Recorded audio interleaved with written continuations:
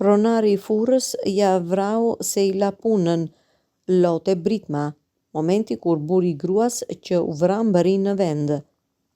Pronari i një furre buke ka vrarë një grua dhe më pas vete në fshatin e Stanoc të Vushtrisë, sipas dyshimeve të para të prokurorisë themelore në Mitrovic.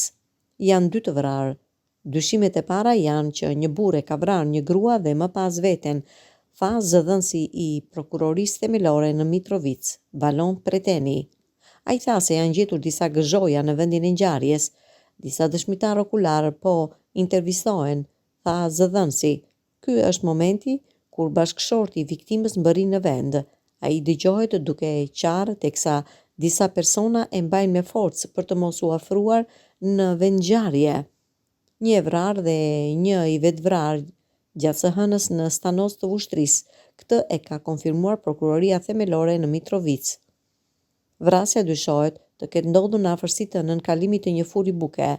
Në një prononcim direkt nga vendi i ngjarjes, familjari i së ndjerës, Rahim Ajeti, ka shpalosur detaje ku ka thënë se sipas disa informacioneve, vrasja ka ndodhur për shkaqe se viktima ka ndëruar vendin e punës dhe nuk ka punuar tek i dyshuari. Nuk ka pasur ndonjë lidhje familjare. Ka qenë grua shembullore. Viktima dhe bashkëshorti i saj kanë punuar vite më parë tek biznesi të dyshuarit, nuk janë burë e grua. Rrethanat se si ka ardhur deri te vrasja nuk e dim akoma, por dyshohet se shkaku kryesor të jetë xhelozia, sepse ka shkuar në një vend tjetër pune dhe e ka lënë tek unë, deklaroi familjari i viktimës Rahim Ajeti. Policia e Kosovës ka konfirmuar zyrtarisht për vrasjen e 2 fisht në Stanoc të Vushtrisë. Sipas policisë, 42 vjeçaria është vrarë nga Arsim Orina, i cili ky i fundit më pas ka vrarë veten. Më tutje thuhet se në vendin e ngjarjes kanë gjetur një armë ku është konfiksuar. Ndryshe për këtë rast tragjik, Periskopi ka raportuar ekskluzivisht. Njoftimi. Sot rreth orës 14:56, policia ka pranuar informatën për një vrasje të ndodhur në fshatin Stanoc të Vushtrisë.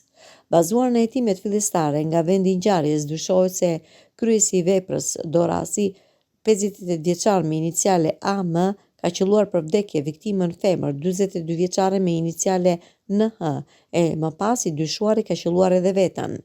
Në cilësi të provave materiale në vendin e ngjarjes janë gjetur edhe konfiskuar një armë pistolet. Me urdhër të prokurorit, 2 trupat e pajet dërgohen në Institutin e Mjekësisë Ligjore për obduksion.